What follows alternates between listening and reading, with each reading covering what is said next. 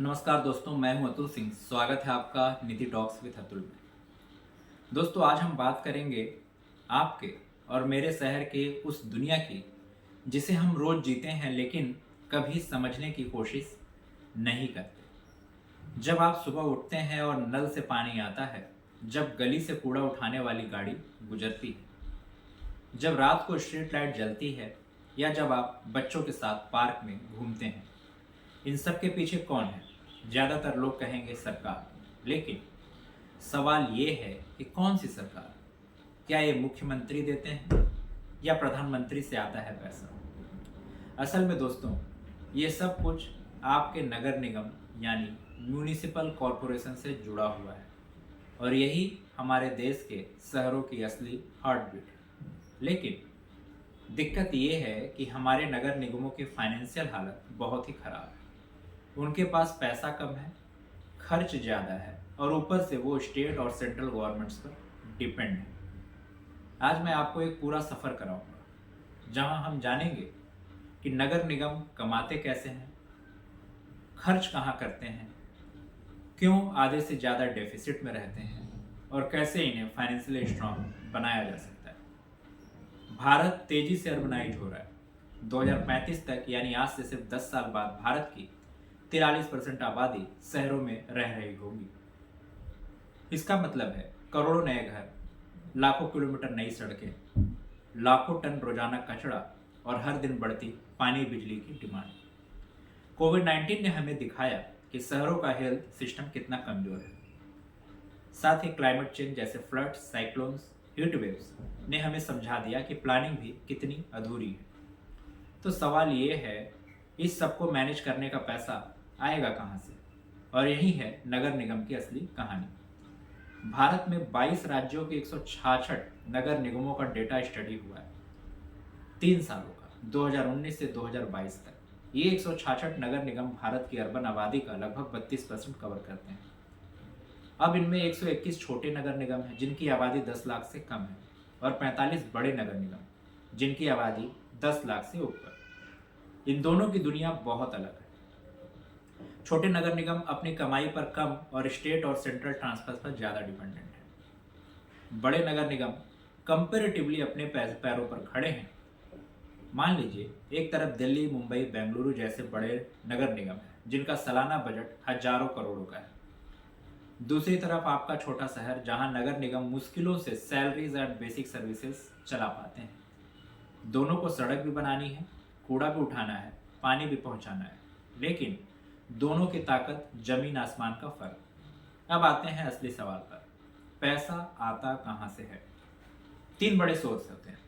पहला, own revenue यानी खुद की कमाई। दूसरा, ट्रांसफर यानी स्टेट और सेंट्रल गवर्नमेंट से आने वाला पैसा।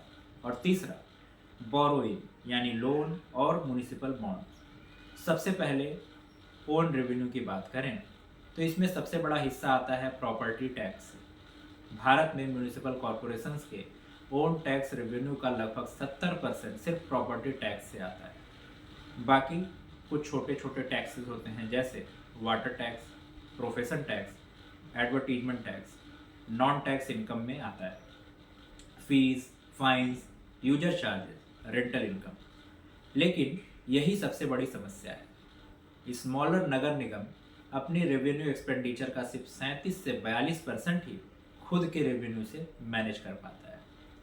बाकी सब उन्हें राज्य और केंद्र सरकार से मांगना पड़ता है। बड़े नगर निगम थोड़े बेटर हैं, वो 55 से 60% तक मैनेज कर लेते हैं।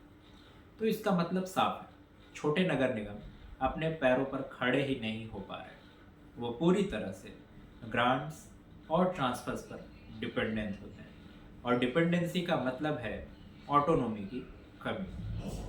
ट्रांसफर्स की दुनिया भी सुन लीजिए। स्टेट और सेंट्रल गवर्नमेंट अलग अलग तरीके से पैसा भेजते हैं। फाइनेंस कमीशन ग्रांट्स होते हैं, सेंट्रली स्पॉन्सर्ड स्कीम्स होती हैं जैसे अमृत, स्मार्ट सिटी मिशन, स्वच्छ Bharat mission, national urban livelihood mission. साथ ही स्टेट स्पेसिफिक स्कीम्स भी होती हैं। लेकिन डिपेंडेंसी का प्रॉब्लम ये है कि प्लानिंग शॉर्ट टर्म हो जाती है। अगर अगले साल स्कीम बंद हो गई तो नगर निगम के पास फंडिंग भी बंद। यानी शहर की प्लानिंग स्कीम बेस्ड हो जाती है, लॉन्ग टर्म नहीं। अब आते हैं बोरोइंग्स पर। भारत में कुछ बड़े नगर निगमों ने पिछले कुछ सालों में म्युनिसिपल बॉन्ड्स इशू करने शुरू किए, लेकिन रियलिटी ये है कि 2017 से 2025 तक सिर्फ 17 नगर निगमों ने 23 इश्यूएंस के जरिए लगभग 3,358 करोड़ ही रेज किए, और ये अमाउंट बहुत छोटा है हमारे इंफ्रास्ट्रक्चर नीड्स के हिसाब से। तो प्रॉब्लम कहाँ पर है? प्रॉब्लम है क्रेडिट रेटिंग। 166 नगर निगमों में सिर्फ 21 की रेटिंग ए नेगेटिव या उससे ऊपर है, यानी इन्वेस्टर ट्रस्ट ही नहीं कर पा रहे।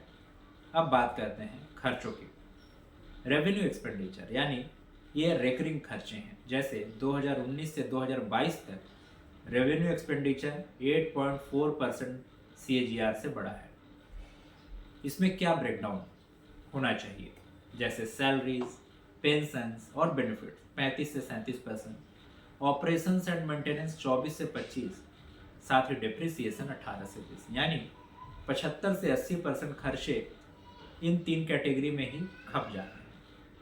इंफ्रास्ट्रक्चर बनाने के लिए कुछ बचता ही नहीं है। इसलिए स्मॉलर नगर निगम प्रोपोर्शनली सैलरीज पर ज़्यादा खर्च करते हैं। बड़े नगर निगमों के पास थोड़ी फ्लेक्सिबिलिटी है, लेकिन वहाँ भी बहुत बेहतर हालात नहीं है।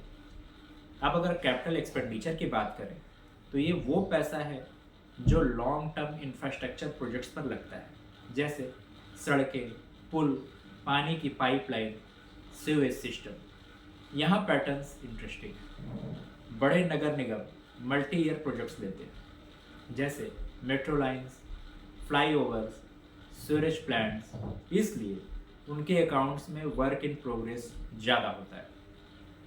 छोटे नगर निगम छोटे छोटे क्विक प्रोजेक्ट्स करते हैं, जैसे लोकल रोड्स, ड्रेनेज इम्प्रूवमेंट, इसलिए उनके अकाउंट्स में फिक्स्ड एसेट्स ज़्यादा होता है।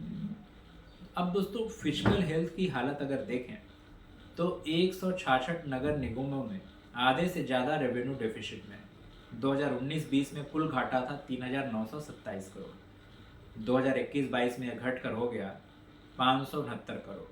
ये अच्छी बात है कि डेफिसिट कम हुआ, लेकिन असली प्रॉब्लम अभी भी वही है, कमाई कम, खर्च ज़्यादा। मान लीजिए आपकी मंथली सैलरी 50,000 है, लेकिन खर्चा 60,000 है। आप हर महीने उधार लेकर गुजारा कर रहे हैं। 2 साल बाद उधार थोड़ा कम हो गया, लेकिन आपकी इनकम नहीं बढ़ी, तो क्या आप फाइनेंशियली स्ट्रांग कहे जाएंगे? बिल्कुल नहीं। यही हाल हमारे नगर निगमों का है।